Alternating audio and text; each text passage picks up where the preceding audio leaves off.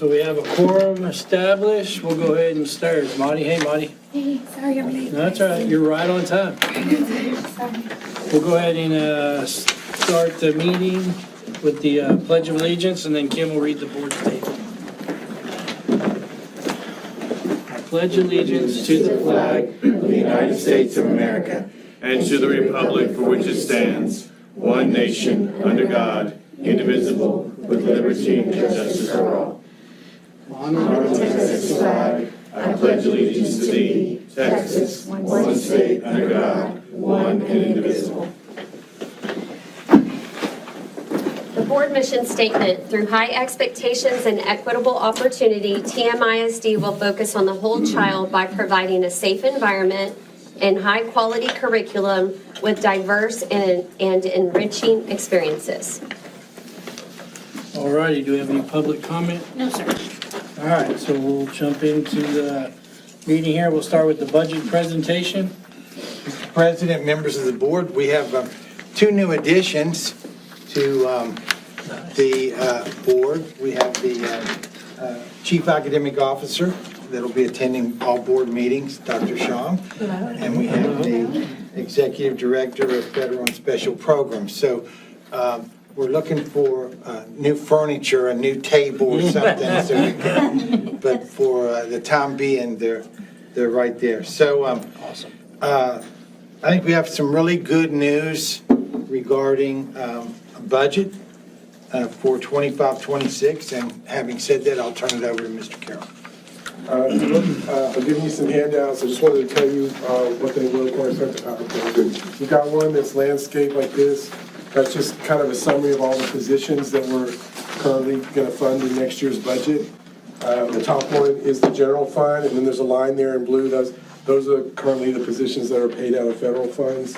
And if you look right now, total general fund, our grand total 511.5 positions is our total. 495.4 in the general fund, and then 16.10 in federal funds to get you that total. So that kind of shows you. And this might change a little bit too, because I've got it broken down here by admin, teacher, support, para, and we're going to talk about some things in the PowerPoint about how some positions are changing, how we're paying them. And then just to give you the other handout, this is the summary of the general fund, the one that's regular, kind of color-coded.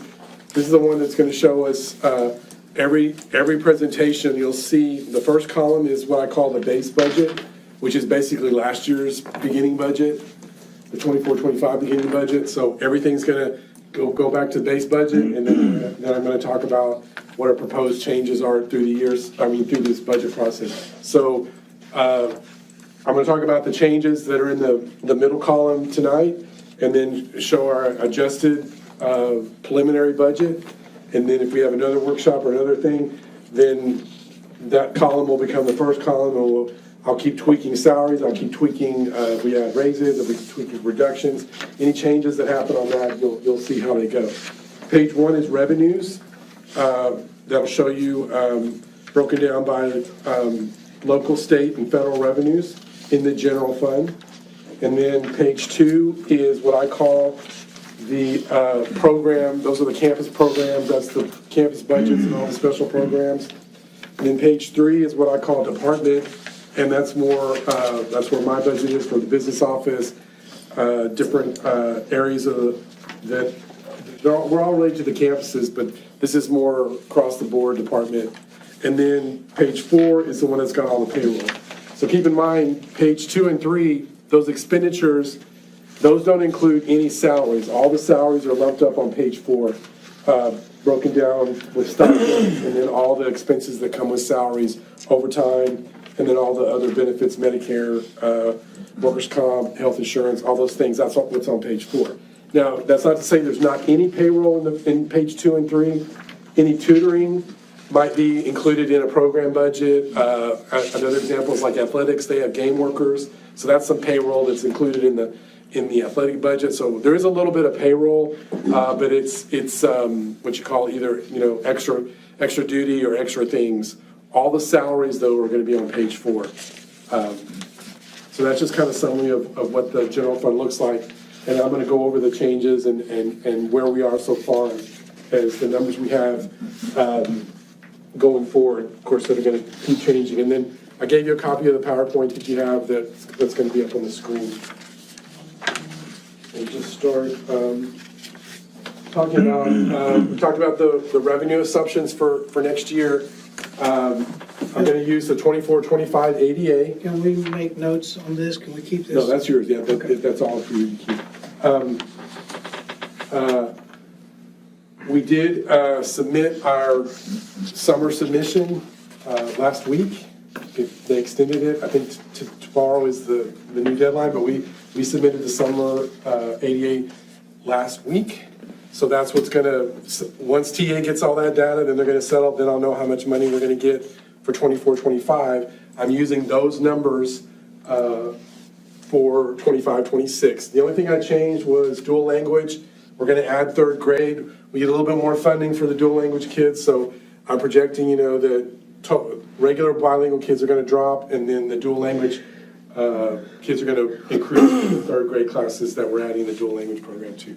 Other than that, I'm using 24-25 numbers for next year. Tax values right now, I'm using the exact same values from last year.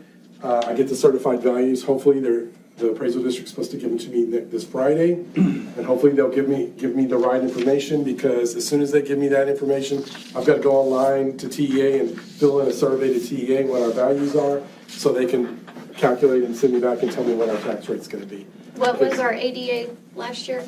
I can tell you our snapshot enrollment was 3671, and our ADA was, I want to say 3353 is what our ADA wound up being.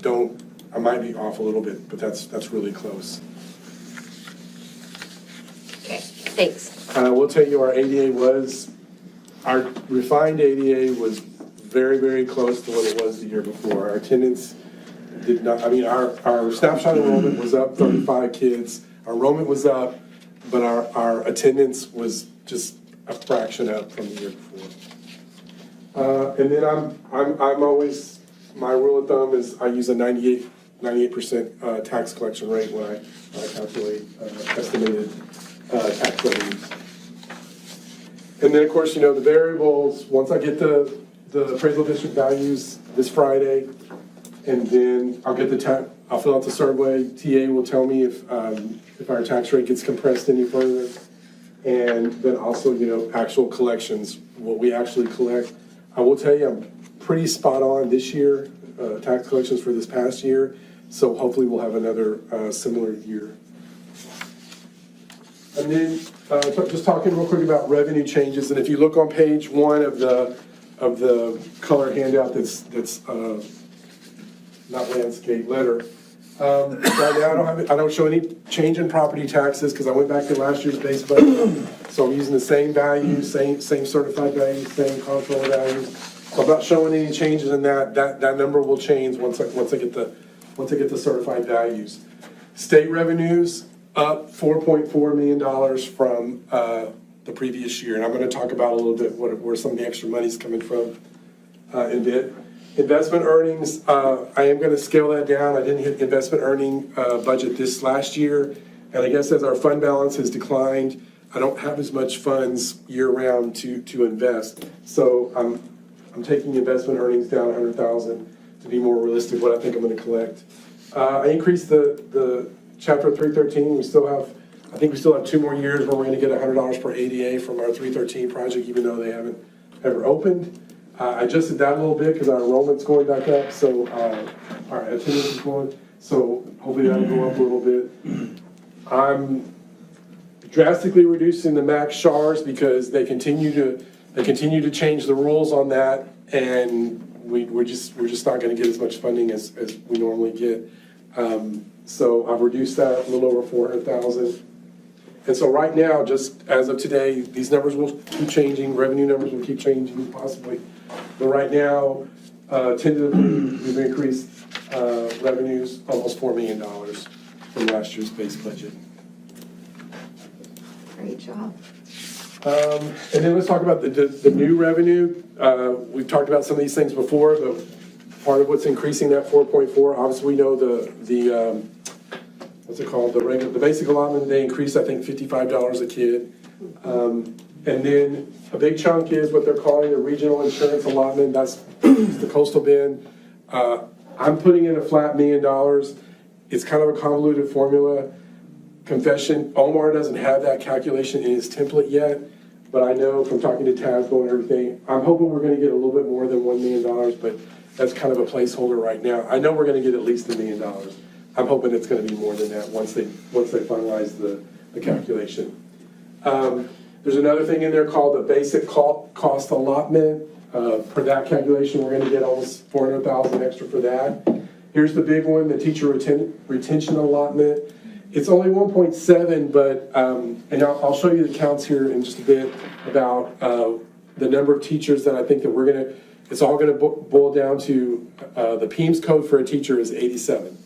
And so whatever we code in October, when we send in the October snapshot data and our staff data, or I probably guess it maybe at the end of the year, I don't know, because the snapshot's just a one-time deal.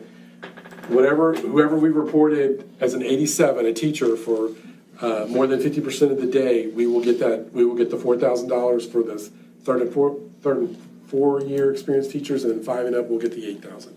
So this is my first stab at what I think the number of teachers that we're going to have, based upon the number of teachers that we're budgeting, what we're going to get the teacher retention allotment for. And then they are also giving us they call it the support staff retention allotment. I can't remember what the number was, but that's only $142,000 that's in the formula. I believe it's $45. I think it's $45. And then talking about the teachers, like I said, 0 to 2 years, TA's not giving us anything in the teacher retention, but we're right now proposing to raise the 0 year from $52,000 to $53,000, and then steps 1 and 2 increase those $1,500. And that'll be fully funded by the district. We're not getting any money from the state for that. That's a district one. And then 3 to 4 years right now, and then 0 right now. These numbers are going to change because as we're hiring people and as I get updated the information from all the people that we've hired, right now I've got 14 people that are 0 to 2 years next year. I think that number is going to go up a little bit. 3 to 4 years right now, I've got 19 teachers. We'll get $4,000 for each one of those. And then from 5 to 30 years on our salary schedule, we've got 210 teachers. So right now, I'm projecting we've got 243 teachers that we could get less the 14 or 0 to 2 that we'll get the teacher retention allotment for. That does include we've got about 5 teachers that we pay out of federal funds. And so there's been discussion about my coworker or CFOs from other districts about how we're going to handle that. We turn it in. We should be able to get the money, and then we're just going to figure out how to get it over to the federal fund. If we have any positions that are paid out of federal, that we can get the money. We can do maybe a transfer over to get the money to the federal fund. So Philip, so these monies you're considering or you're putting them down as revenues, but really it's a push, right? Because this money's going to the teachers, right? And you'll see that when we get to the expenditures. But yes, it's really a flow through. We're going to get the money from that, and we're turning around and giving it to the teachers, and we're going to see it go out as an expenditure out of salaries. Even if you need to take all 30 steps, the average 187-day teacher raise is almost 12%. That bump, that $8,000 bump for those 5 years and above, tremendous percentage increase. Yeah, that's a lot. And then this new way of this teacher retention allotment, I think I mentioned before, that is causing us to have to make some changes because currently we've got 27 positions, 27 people that are not coded as an 87, but we're paying them on the teacher pay scale. So we're not going to get reimbursed for them. And so what all the districts are doing is they're taking those positions off the teacher pay scale and they're placing them on the administrative pay scale. So right now, this is a breakdown of the ones we're looking at: counselors, registered nurses, librarians, trainers, behavior specialists, Warpath Academy persons, speech assistants, and our ARD facilitators. we're gonna look at taking them off the teacher pay scale and, like I said, placing them on the administrative pay. And you'll see that once y'all approve the compensation plan and once y'all adopt the budget. But that's a real big task for HR and us to figure out how to appropriately place them and give them a raise to where they're commensurate to their position and hopefully to fit in with our compensation plan. Philip, I meant to ask this earlier. Since we're moving 27 and one of the indicators on first is the administrators, the ratio, do you None of these foresee people- that? They're not, that administration is function 41, these people aren't function 41. These aren't considered the admin for that calculator. These are 31s, 33s, 12s, these are not those in that indicator. But like I said, we're currently reviewing places of all these positions on the administrative pay scale. And then if you go to page 2, let's see, it should be page 3 of the thing, that's where talk about just some changes that I can say for the expenditure side. On the debt service, we can reduce almost $260,000. That's from 15 years ago, we took out a maintenance tax note to rebuild the high school tennis courts when they were cracking and we had the lawsuit going on. So we borrowed money to the maintenance tax note to do that. Those got paid off. We made the last payment during this last fiscal year, so that payment dropped off. And then if you remember, we purchased copiers. We redid the copiers for another 5 years, and we didn't buy more printers. We're going to keep the printers that we had. So that resulted in another decrease because we're doing that as a lease purchase, but it's kind of like every month we have a principal and interest payment. So that went down. So between those two things, we're reducing debt service. Recapture drops a little bit. That's all included when I calculate state revenues. Recapture always goes up and down depending on tax revenues. So that's going down just a fraction. And then here's Mr. Gonzalez, what you're talking about. If you look on page 4, right now what I took was last year's base budget for teacher salaries. And then all I did was go update all the teachers that we say are going to be eligible for the retention allotment, plus giving the 0-2 teachers the 1,000 and the 1,500 that we talked about. Plugging that number in, that's going to make us increase our base teacher salary 1.3. So if you look, we got 1.7 from the allotment, but when we come back and it's not going to exactly wash out because that number that I'm increasing, that was all those 27 people that weren't teachers. There's other things in there, but right now, to what we're calculating now for all the teachers to get that $4,000 and $8,000 raise, I need to increase teacher salaries. That does not include any increase for any other person getting a raise yet. We're gonna talk about that in future meetings, and we're gonna talk a little bit about what we're looking to do. So right now, I'm increasing expenditures a little over $1 million right now, tentatively. And then we talked about, okay, potential non-teacher raises. This is what we're looking at across the board for everybody else. Administration, and I call them /certified support. We already had people that weren't on the pay scale, the teacher pay scale, that weren't administrators. I always call them certified support. That's a lot of special ed people, DIAGs, speech pathologists, our LSSP, I think Curtis Ashby. We've got all these other positions that are on the administrative pay scale. And those other 27 that we talked about, they're going to move over and become part of that group. So we're looking at the range is from $5K to $8,000. We're looking to see where they fall on the scale, see what that percentage is.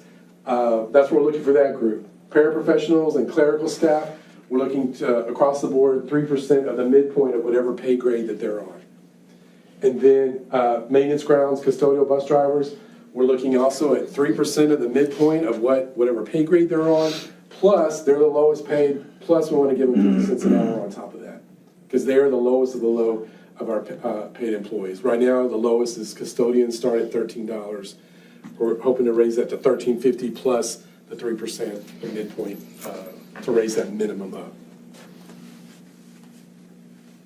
With all of that, is that going to put us competitive now or above competitive? it's Are we gonna be start Competitive average? with paraprofessionals right now. I think you could attest that we're a little above the market Yes. with paraprofessionals. We're not with what we call Patrick's people. Yeah, that's why I was looking at him.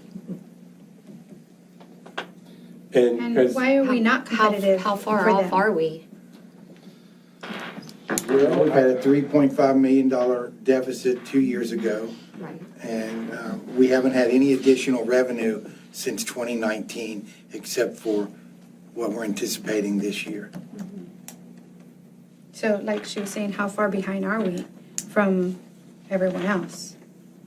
you'd have to, there are TASB studies and there's TASB information out there, and Ms. Riggs looks at that. You'd have to really, there's one for every category, every position has it. I'm not familiar exactly where we compare like custodial. In the area. In the area. It's putting us closer. about you? We're about 50, it will be about 50 cents off. About 50 cents off? But this is a really, if this goes through, it's a really good step in getting us there. It's a good help. And how, if we were to be right there with everybody else, like giving them that extra 50 cents to be the same with everyone around, how much would it cost us to do that? Well, that's Or what. is there any way that we can do I will that? tell you the next workshop, once I get the certified values, that's gonna be like the last big number that I can lock into place, run the data, see where we are, and then we can look, and then we're also looking at making some reductions to see where we are. And then we'll actually give you all numbers about, what we wanna do for admin and certified support, what the 3% of the midpoint for clerical and paraprofessionals is, and then we can calculate what the 50 cents plus 3% is, and what another 50%. We could definitely have those numbers available so we could show you those options. And that doesn't ensure that we're gonna fill our positions, because like the bus driver, we're very competitive. There's only 2 districts that pay more higher than us, and we're short bus driver, everybody's short bus drivers. Right, that's, So, and so we'll definitely have numbers. And then, of course, the items to finalize, that'll give us a better idea of, so we can see what we can do for raises for everybody else. The certified property values, the M&O tax rate that I'll get. As soon as I get the values, I have to go fill in the worksheet to TA. I'll get the tax rate. I'll estimate what the comptroller property values are, because they're always a little bit off. They're about $1 million, not $1 million, about $100 million off from what the appraisal district says. And then we're still looking at some expenditure reductions, and we'll talk about those over the next few workshops and budget updates. But I wanted to point out to you then, if you look on page 4, just right now, what we penciled in, we've got a surplus of almost $400,000. That's with So raises. that's only with the teacher raises in there. All the people that qualify, that are coded as an 87 in PEMS as a teacher, those are the only raises that are in there, because we got the money from the state to offset that. Right. So, we're at almost $400,000. We're looking to make some other reductions. I'm in the process of going through every line to see what we need to adjust on all the other line items. And we're hoping to have that number enough so when we come with the raises, the goal is to have a balanced budget for the 25-26 general fund. And then next time, I'll update, once I get the certified values, I'll update y'all on the debt service fund. We sold some more bonds, so we've got more debt payment. We're gonna start paying back some of the bond money from the new bond elections. So we'll talk about what the tax rate's gonna look like, start looking like for that. Because I've got to get all this stuff ready, got to get the notice in the paper so we can be ready for the budget document at the end of August. And like I said, next time, when I give you this sheet, all these numbers in this column, we're gonna jump over to the first column, and then anything we change from last time, I'll give you an update of what's changed and where we're going up or down, revenues up and down, expenditures up and down, and we'll keep going that way until we get to the end. Any questions? So I know over the past couple of years, Mr. Van Matry and the administration have gone through extraordinary lengths to trim the budget, and maybe in some cases, I don't know if we want to say if we're deficient in some areas in terms of service. I know we talked about the per student per classroom went up a little bit. Yeah. And while this is great to see that number, at what point do we evaluate what areas? Well, I can tell you, we're staffing right now at K through 5, we're staffing it, we've got our staffing ratios. You're talking about class sizes? Right, I mean, just, I know that's one of the areas that's, we focused on because, or Mr. Elementary focused on because that's where most of the money is. I will say that we haven't, I'm speaking for HR, but I don't think we're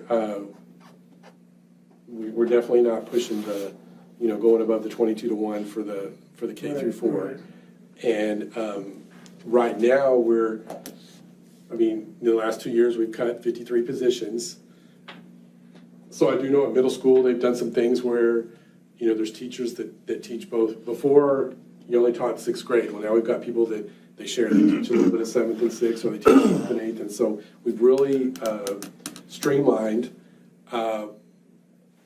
I can't say what our class sizes are now. We've already started school. We're getting the master schedules ready so we can know how to code everybody. So we're coding everybody to the right program and the right function. But we can. I don't think correct me if I'm wrong. We're not doing anything. It's night and day. Yeah, and I don't expect an answer, today, but I think that's something we can reflect on, you think? Yeah, we haven't cut we're in a any better spot, but programs. We're not. Because we got some relief from the legislature this year. We've made huge investments, primarily from the bond and safety and security. I know right now, as of today, pre-K is sitting at 14-to-1, which won't stay at 14-to-1. Those numbers traditionally go up. Second grade's at 18-to-1. I don't think we have anybody right now over 22. But we're down, what did I say, 20-something kids from day 4 to day 4. But 2 days ago, that was 70-something. So it's coming back up. We had a significant amount of fat that's been cut. We still haven't rebounded from pre-COVID numbers as far as enrollment. But the bleeding has stopped, and now we're moving forward. Your class sizes are not, you don't have any maybe you do. I haven't heard of any enormous class sizes. There might be some subject areas that we allow the numbers to go higher. Generally, after we wait till 10 days, and then we see if there's any intermediates down. As of today, 60 or 70 kids, but primary and middle school are up. High school's down a little bit. But from programming, I think we're in really strong position, as well as the staffing. I definitely hear what Leo's saying. I want to congratulate y'all because I've sat in this boardroom for a little while, and the hard things that had to be done in this room was very, very difficult. And to see where we were and where we are right now, that starts from It's very satisfying. us to leadership down, and everybody has done their part, and everybody needs to be congratulated because I know at every single level there were cuts. And they took the cuts and they kept moving forward with a positive attitude, knowing where we were wanting to go. And guess what? We're getting there. And I only see it getting better from here. So congratulations to y'all. Very, very excited for what TM has accomplished because it was hard. Yes, it was. I do want the board to keep in mind our campus and district administrators. There's no teacher incentive allotment, and there's no money coming from the state for them, but we have to compensate them because they're very good at what they do, and we have to keep that gap between the teacher and the administrator so that there'll be incentive for teachers to want to be administrators. And it looks like we're going to be able to do that. So definitely, everything's in pencil. Got a lot more changes, got a lot more updating, a lot more numbers gonna go up and down. But hopefully Friday, I'll get the values and start crunching and running from there. And we'll definitely, I don't know, we're kind of winging it by ear. We do have the budget calendar, but I've got it scheduled to where we might have another special meeting, either maybe the 4th or the 11th. The regular meeting's on the 18th. We're still scheduled to do everything finalized on the 25th of August. What I would like to do is bring the,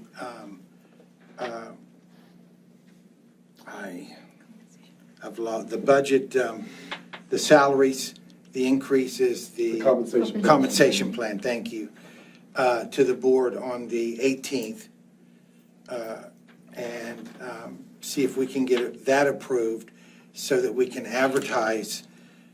So he may be able to get some more bus drivers, custodians, the teachers, and the people who have been moved off the salary scale, and administrators will know what their salary is for the 25-26 school year.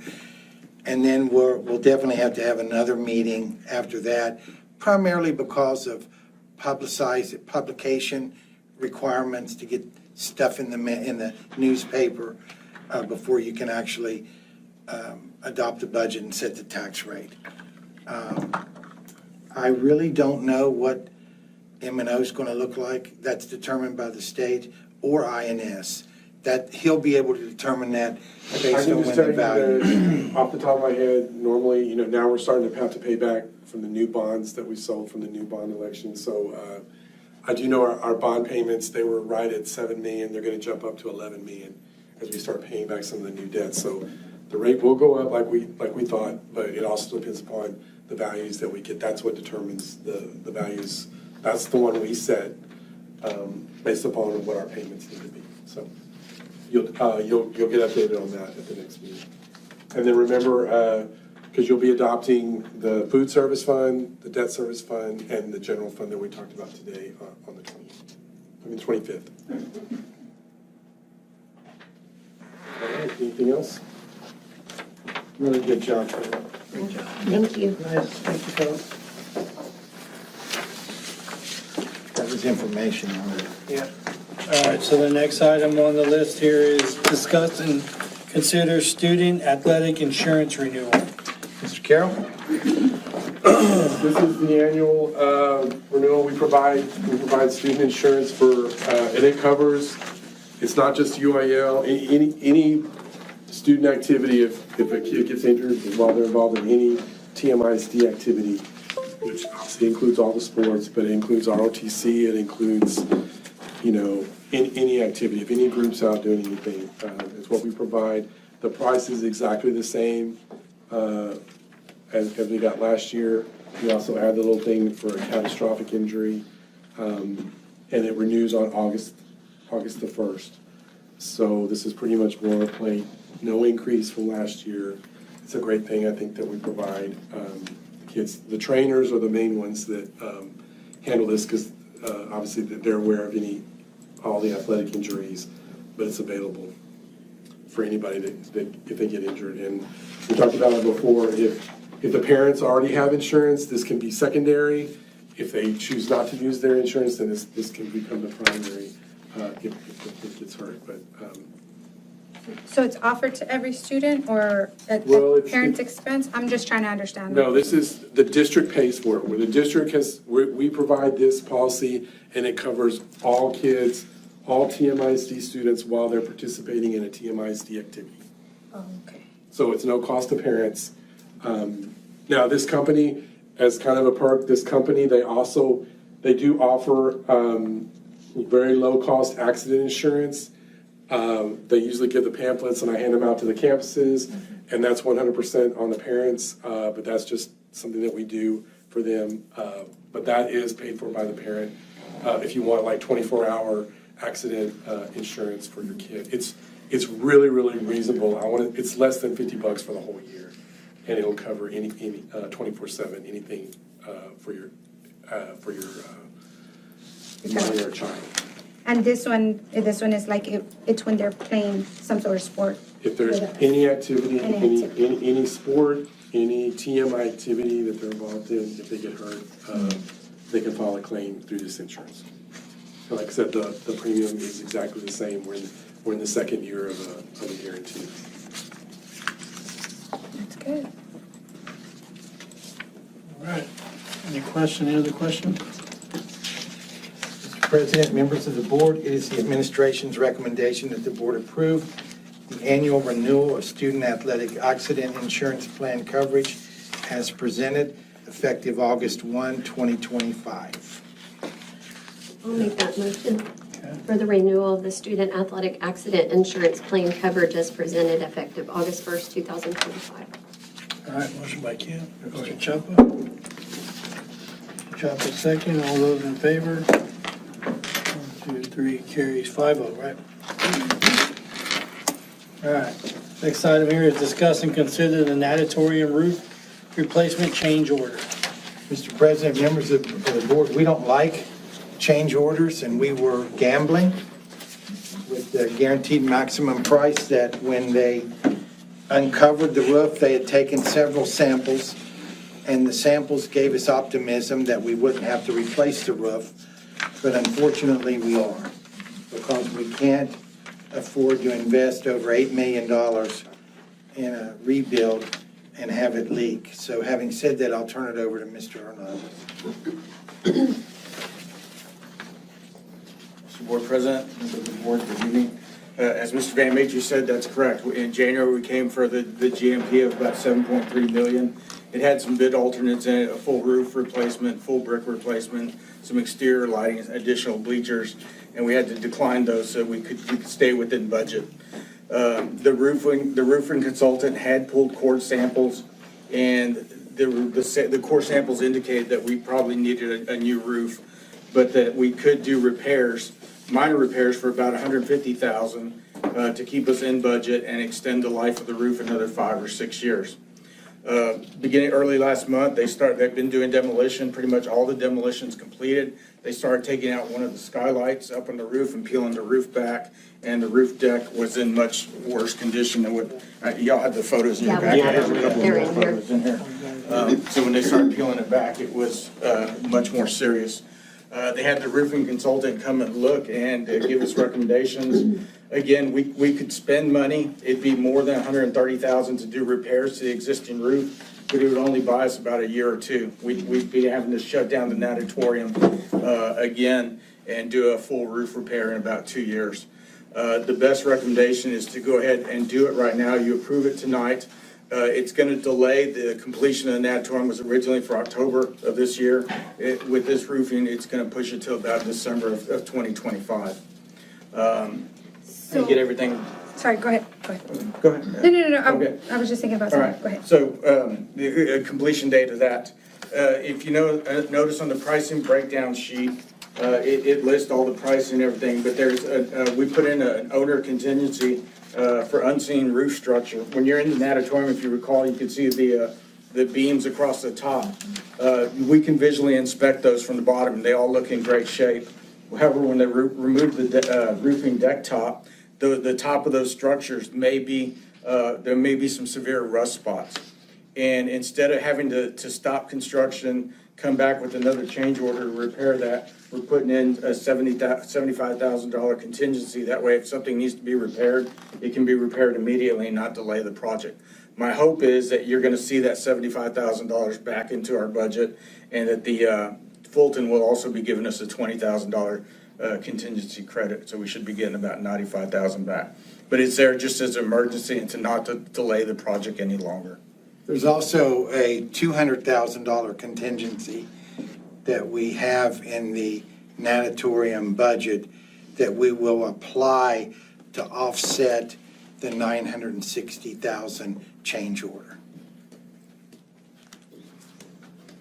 Now, just to be clear, the other area that we were looking at that was possibly going to cost us more, we had a addendum for it, an alternate bid for it, was the brick replacement. We didn't know once we started exposing the brick to see how far the brick ties were gonna have to be removed, and that came dead on.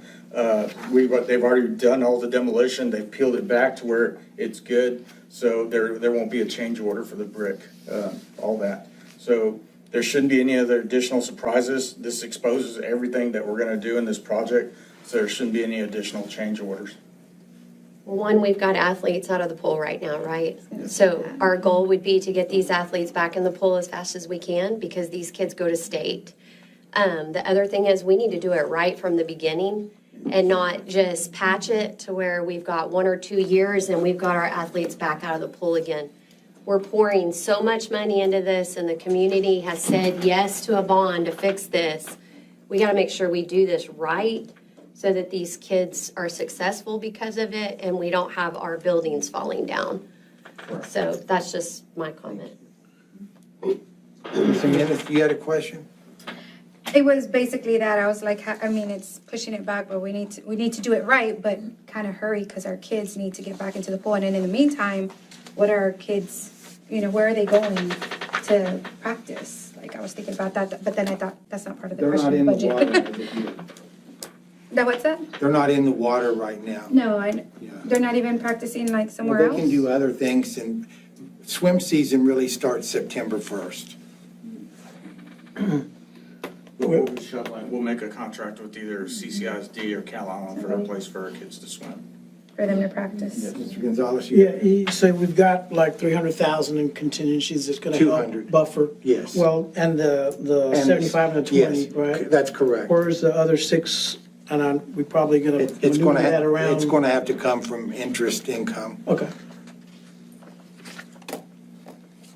And like Mr. Van Mater said, we don't like to do change orders. Sure, I But this understand. is the right way to do this so that, for our kids and for the facility. So that 960 is like for everything, that's everything, or is this This is just the the roof. That's This is just the Yeah, roof? just the roof replacement. The 7.3 that you approved back in January, that's what covers all the renovations. But this is on top of the 7.3 that you approved.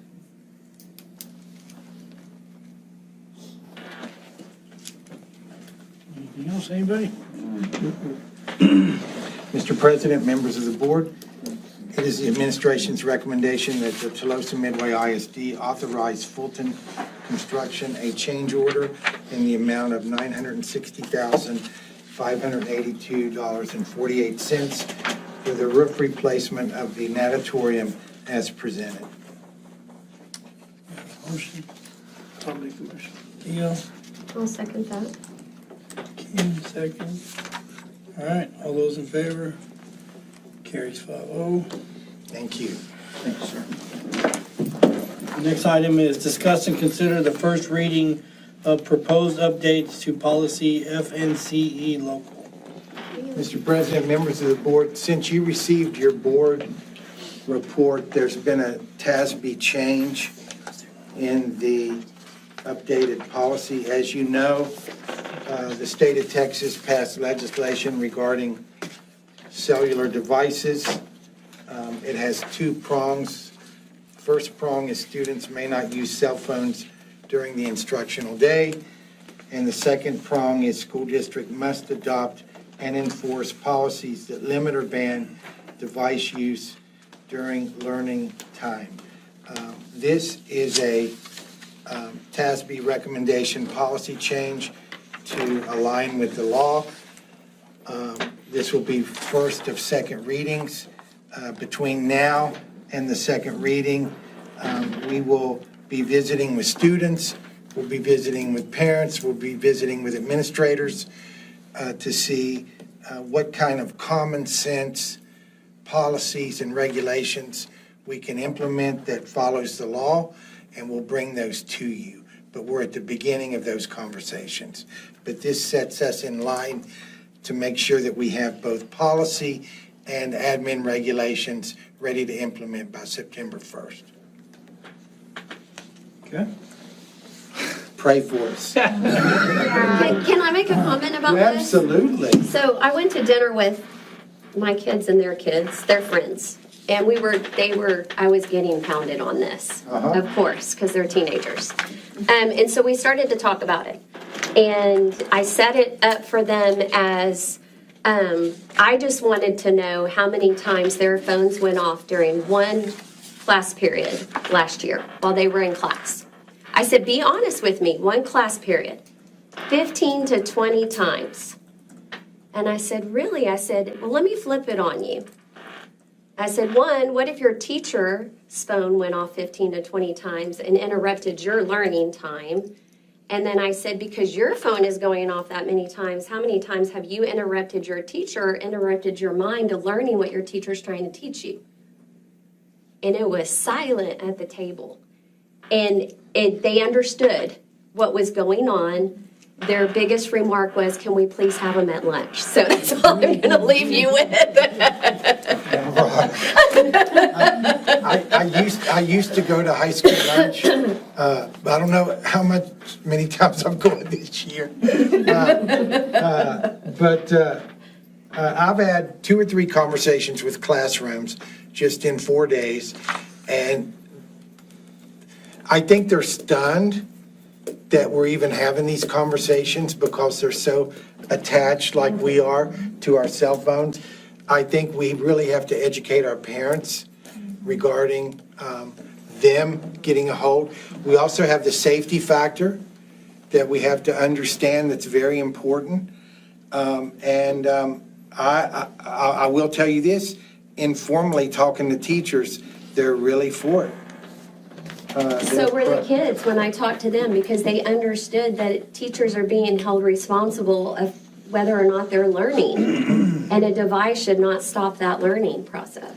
Mr. Yeah, but Alvarado, do you have any words of wisdom that, I think, well, first and foremost, I'm like you, I don't see cell phones ever going away. I think the goal initially was to teach students how to use them responsibly in the classroom. And that is what we attempted to do, which was just to allow it during passing periods and lunch. However, when you don't keep up your end of the bargain, as it seems that students have not kept up their end of the bargain, not just at our school district, but at every other school district, action had to be taken. Am I looking forward to becoming a full-time cell phone police person? No. But I do feel that time is coming. So we're going to deal with it as best we can, and we'll see where the chips lie at the end of the day. But at the end, it's I think students have the opportunity to use them appropriately for years, and across the state they have chosen not to. And so this is the result of that. so go ahead. I was gonna say, I see it from a different way. Okay, let me start off by saying, I see it that yes, you should not be using it during teaching time, during lectures, during class. I get that. And I'm all for that. Just putting it out there, I'm all for that. But as far as taking the phones away, like completely, for them not even to have it during passing time, during lunchtime, before school, after school, I don't think that that's right. I think that they should have it in case of an emergency. Everybody needs a phone. And if something were to happen, they can get a hold of help. If they're somewhere that they can't call a teacher, administrator, somebody, at least they've got their phone to say, 911, I need help. I'm here. This is my location, or this is going on where I'm at. Come and help me here. That's the only thing that I have a problem with, of taking that away completely, because in reality, everybody has a phone. Everybody needs a phone. I want to get a hold of my kids, and I want my kids to be able to get a hold of me. And I know a lot of parents feel that way. As a parent, do I agree that they should not use it during class? Yes, 100%. But taking it away from them during passing time, during lunch, before school, after school, I don't think that you should. Now, also, I think the teacher should say, if I see it, it gets picked up, but keeping them in their bags, keeping it in their person where they can't be seen, I think that that's what they should do, keep it put away. But as far as taking it away, and I know I speak for a lot of parents, and I know there are parents like you that say, yes, they shouldn't have it, And then there's other parents like me that say. I didn't say yeah. they shouldn't have it. I said it doesn't need to be out in the classroom Okay. during teaching So, time. and which I agree with you. But as far as like them not having it at all on the premises, I don't think that should be. I will vote yes to having them being taken completely away from the kids. I think what you're going to see is a policy that tells them to put it up and to keep it up. But I don't see any flexibility in allowing them to use it in passing periods or lunch. And, you know, I have a strong opinion on this as well. It's just that as it's written, the intent of the legislation is them not to use a cellular phone.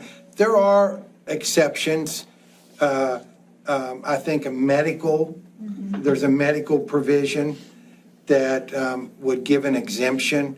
But as far as the 3 lunch shifts at the high school and the 3 at the middle school, it clearly says they can't be used. Yeah, I think you nailed it. They had their chance to act right, we didn't act right. And I'm guilty of it too. I touch my phone, we're in this meeting, I tell myself, don't touch your phone, right?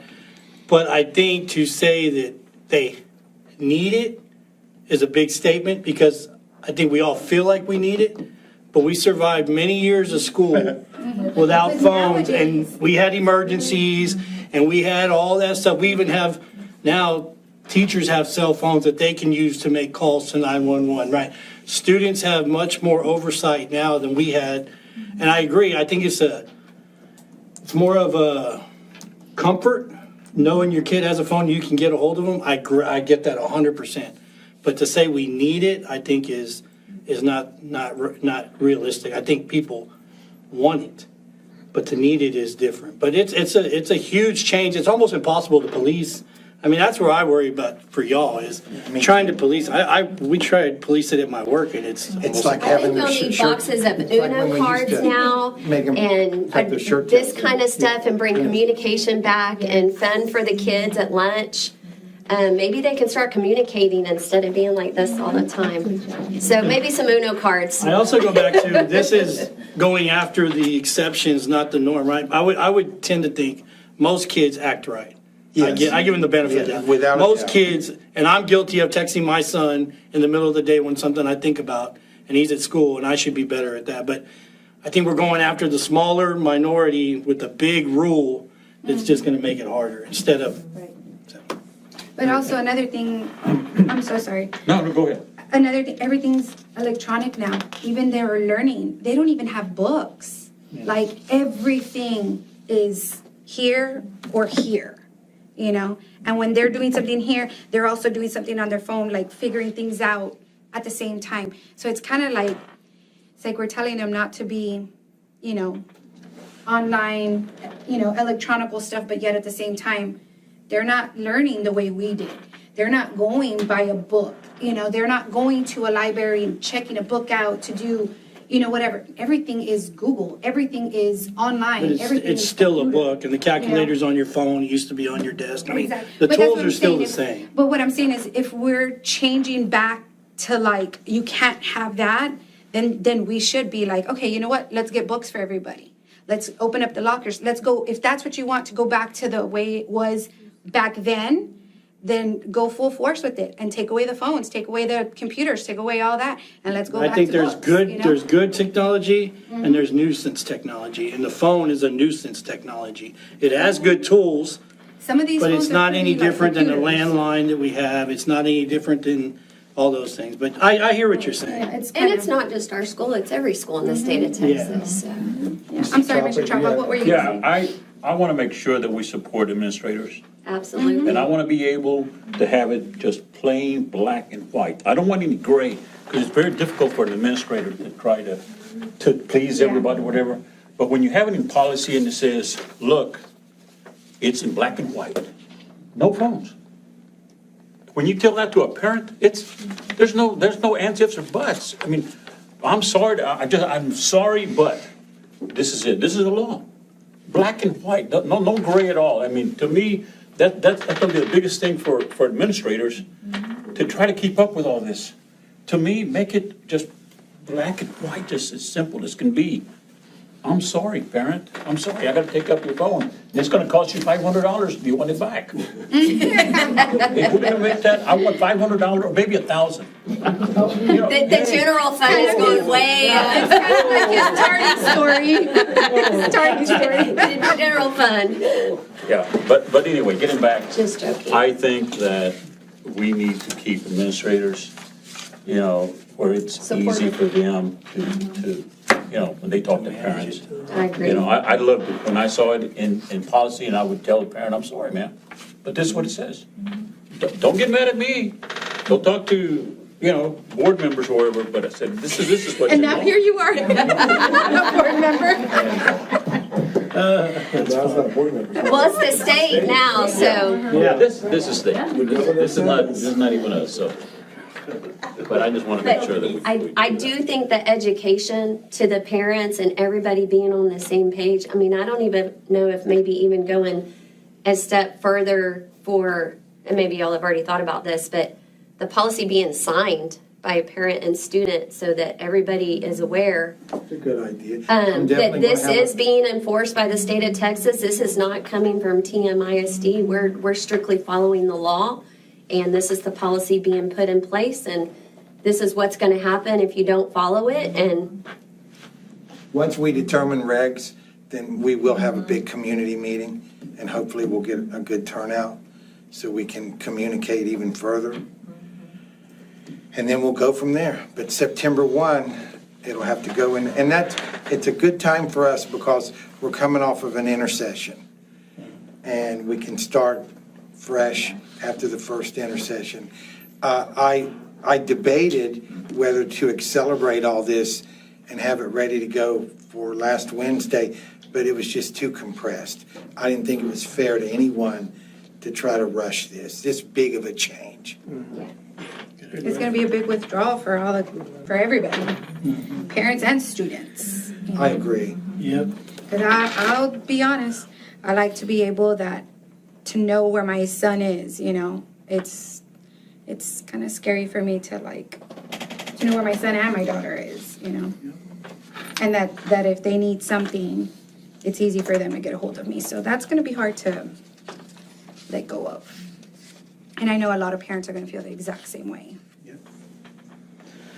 All right, any other comments, suggestions? Good conversation.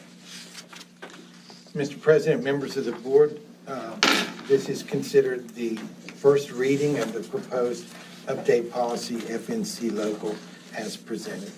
No action at this time.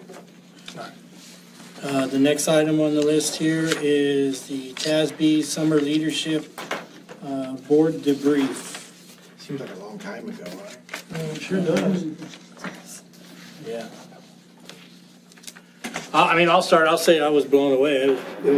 I used some of the stuff I got, took it back to work, and I've been using it even Really, at that my was your work, first with my kids. SLI?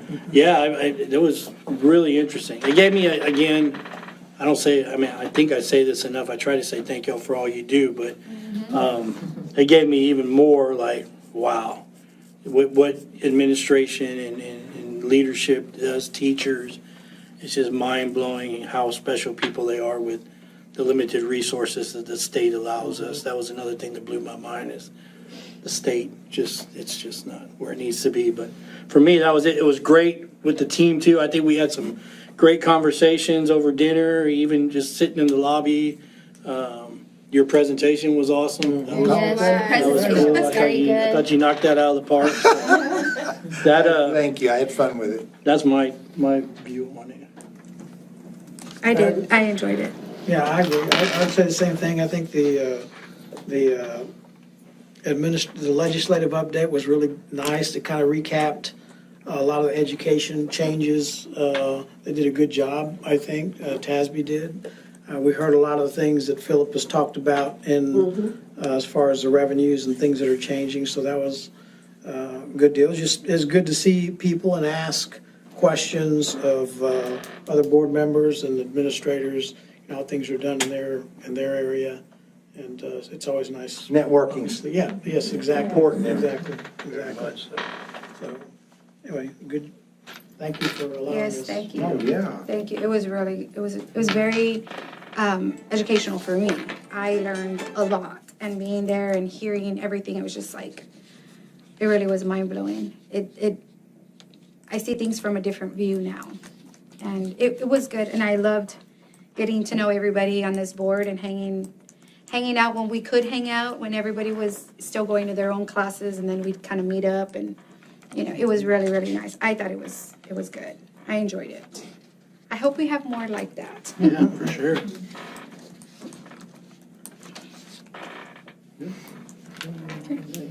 I'll follow up with saying, I've been on the board for a little while, and this is the very, very, very first time that everybody on the board attended at the same time. That was very, very nice because we did do a lot of team bonding. It was just nice to get to know each other, right? And outside of the boardroom.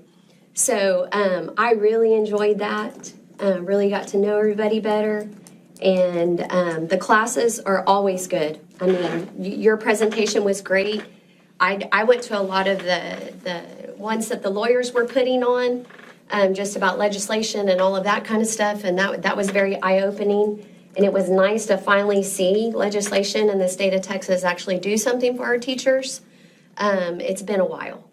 So I know they didn't do it for everybody, and that's where we've got to step up and do what we need to do for them. But it was very nice to see that and see what people are trying to do within their communities, which I would like to see us start to try to do more in our communities about encouraging more people to get involved at whatever level it needs to be. But we need more parents involved on the campus levels, supporting our administrators and our teachers and seeing them for their hard work. So I really enjoyed the conference and enjoyed it with all of y'all. It was really nice. Likewise. And thank y'all for letting us go, Yes. It was very because I know that some sistering districts were not allowed to attend due to budget cuts. So it is nice knowing that everybody has done their part to cut the budget and to allow us to be able to go get our education also, because I don't think everybody knows we have to have continuing education hours also.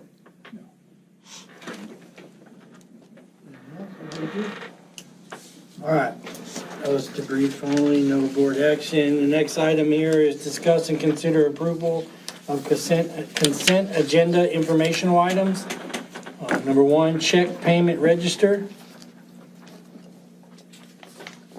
Number two, June 2025 financials. I do just have a question. Phil, do you have any guesstimates as to where we'll be? I know you don't have all the numbers, but at the end of the year, kind of another. I can just tell you preliminarily, I know it's not gonna be 2.6. Right. I'm gonna shoot a little bit higher that, I'm hoping that it's gonna wind up being less than 500,000. And it's really good if you can get it close to zero as possible, but that's what I'm shooting for with the reductions that we've done and just some spending that we haven't done. And of course, the 1.4, the property survey adjustment helps. And I will, I generally, once I start doing these budget things, I'll give you all an update on what the fund balance is gonna look like, get a good idea of that to talk about. You know, hopefully we'll adopt a balanced budget, but give you an update on what the fund balance is. And of course, every week that we go, and I will have a big budget amendment here at the end in August to kind of true things up. And the picture will get clearer after we get through every payroll, everything. And I asked that in particular because your June 30th reflects a $2 million surplus, and I didn't think that it would have shifted that much. So. Right. No, I don't see hardly any surplus. Right. But if you look, revenues are significantly up and expenditures down. that's a pretty good combination. Oh, absolutely. What we were talking this morning about was if we could, when the audit is done, which is the final word, if we could take a $2.6 million deficit and trim it to about $250,000, I think we would be satisfied. Absolutely. I don't know I if agree. I don't know if we can do that, but that's the goal right now. Okay. And fortunately, but unfortunately, a lot of the savings is from Patrick's department. I mean, he's so understaffed. It saves us money, and there's some overtime that's taking that, but part of the reason is because he's severely understaffed. On all levels, custodial, grounds, maintenance, everything. And in my comments earlier, when I asked, in your budget, that's kind of where I was getting at. I know we've caused perhaps ourselves to be a little bit anemic in some areas. And so just because we're in a positive, we still need to look at where are we, deficient. And I don't want to come across as negative, but, No, not at all. You know what I'm Not at saying? all. I know exactly what you're saying. Okay, thank you. And I appreciate it. Yeah. All right, next one is budget amendment. Next one is tax collection report. Enrollment report. And regular and special called board meeting minutes. Okay. Mr. President, members of the board, it is the administration's recommendation that the board approve the consent agenda items as presented. Motion. I'll make a motion to approve the consent agenda. All right, Bill make a motion, second. Kim? All those in favor? Carried 5-0. Great job. All That's all we right, have. that's it. So next closed is. session. No closed session? No closed session. What? He threw a trick on me in there. No closed session. All right, well, next thing we have here is the future meeting, August 18th, the regular board meeting. And then now we have 7:07 for the adjournment. Do we have a motion to adjourn the meeting? Adjourn the meeting? Is that a record? Might be, checking the books now. I make that motion. All right, second. Mr. Chapa, second there. All those in favor? Carries 5-0. Thank you, everyone. Thank What you. if I said no, I want to go a little longer?